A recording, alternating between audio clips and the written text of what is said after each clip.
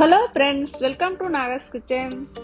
நம்ம இப்போ அரை கிலோ சிக்கனை வச்சு சிக்கன் பிரியாணி ரொம்பவும் ஈஸியாக டேஸ்ட்டாக குக்கரை வச்சு நம்ம ஒரு அரை மணி நேரத்துக்குள்ள சிக்கன் பிரியாணி செய்ய போகிறோம். வாங்க எப்படி செய்யறதுன்னு பார்க்கலாம். நம்ம ஃபஸ்ட்டு அடுப்பத்தை வச்சுக்கிறோம். அதில் குக்கரை வைத்துக்கிறோம்.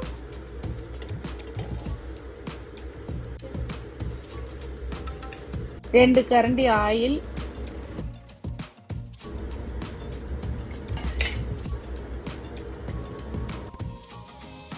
அதுலேயே ஒரு ஸ்பூன் நெய்,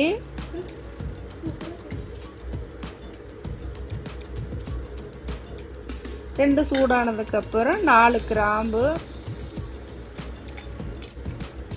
2 ஏலக்காய், ஒரு ஸ்டார் அனீஸ், ஒரு பிரியாணி இலை, 2 இன்ச்சுக்கு பட்டை,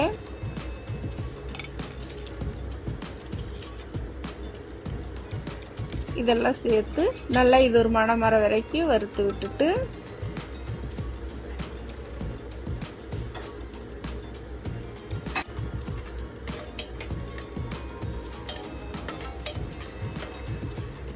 நான் 2 வெங்காயம் வெட்டி வச்சிருக்கிறேன், அதையும் சேர்த்துக்கிறேன்.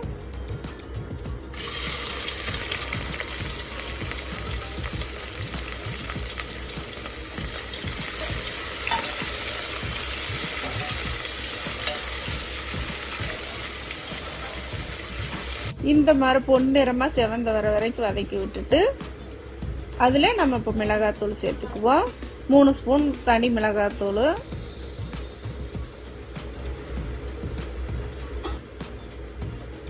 அதை நல்லா வதக்கி விட்டுட்டு 2 ஸ்பூன் இஞ்சி பூண்டு விழுது, நான் 2 ஒன்றா சேர்த்து அரைச்சி வச்சிருக்கிறேன், அதனால 2 ஸ்பூன் சேர்த்துக்கிறேன். அது நல்லா வதங்கி மணம் வந்த உடனே புதினால ஒரு கைப்பிடி அளவுக்கு வச்சிருக்கிறேன், அதையும் சேர்த்துக்கிறேன்.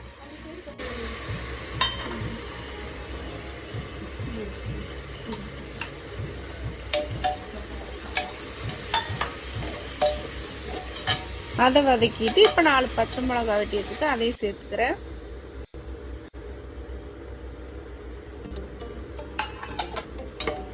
தக்காளி 3 தக்காளி வெட்டி வச்சிருந்தேன், அதையும் சேர்த்துட்டேன்.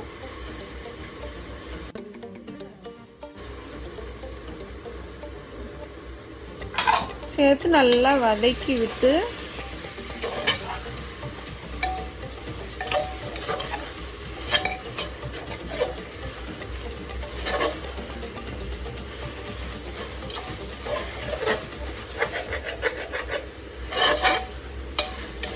இந்த அளவுக்கு தக்காளி குழஞ்சு வந்ததுக்கு அப்புறம் நான் பிரியாணி மசாலா வச்சிருக்கிறேன், நானே அரைச்சதா, அந்த வீடியோ போட்டிருக்கிறேன்.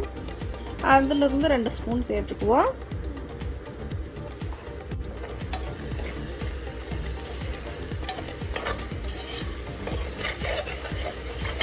பிரியாணி மசாலாவை சேர்த்து நல்லா வதக்கி விட்டுட்டு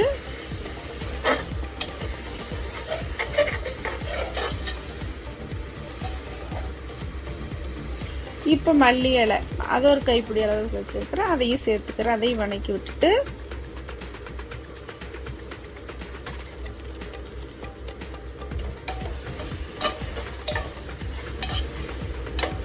தயிர் 100 மில்லி வச்சிருக்கிறேன்.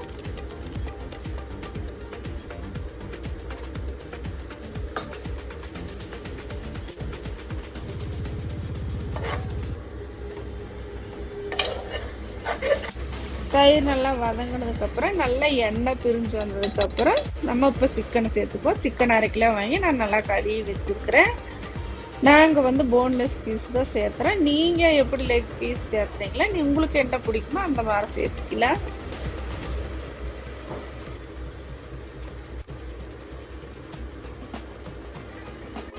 இதையும் சேர்த்து நல்லா வதக்கி விட்டுட்டு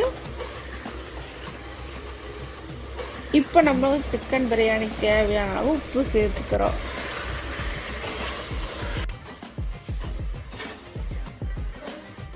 நல்லா கலந்து விட்டுட்டு சிக்கன் வேகணும் இல்லை, நம்ம வதக்கினா போதும், ஒரு வதக்கிட்டுட்டு உப்பு போட்டு நல்லா கலந்து விட்டுட்டு நம்ம தண்ணி சேர்த்துக்குவோம்.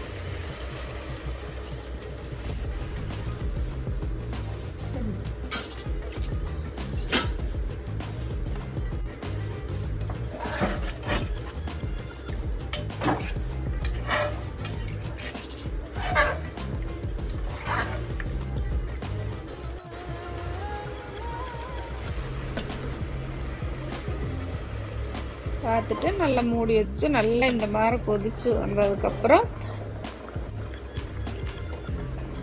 சிறிதளவு மல்லித்தலை சேர்த்திட்டு, நீங்கள் புதினாவும் வச்சுருந்தா சேர்த்துக்கலாம். நான் போட்டு அதனால மல்லி மட்டும் இருக்கும், அதை சேர்த்துக்கிறேன். நான் 1 டம்ளர் அரிசி எடுத்துருக்கிறேன். 1/2 கிலோ சிக்கனுக்கு 1/2 kilo rice, 1/2 kilo chicken 1/2 kilo அரிசி சேர்த்துருக்கிறேன். நான் 1/2 மணி நேரத்துக்கு முன்னாடியே நான் ஊற வச்சு அதை எடுத்து வச்சுட்டேன். அரிசி தண்ணியிலிருந்து தனியாக எடுத்து வச்சிருக்கிறேன்.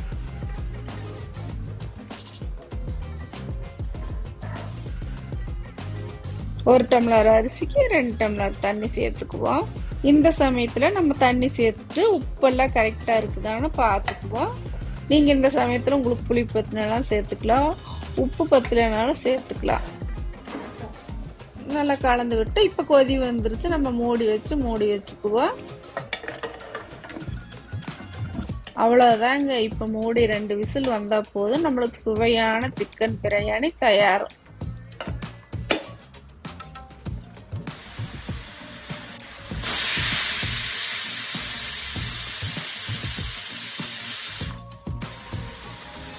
இப்போ விசில் வந்துருச்சு, விசில் இறங்கிருச்சு. நான் இப்போ குக்கர் ஓப்பன் பண்ண போகிறேன். எப்படி இருக்குதுன்னு பாருங்க.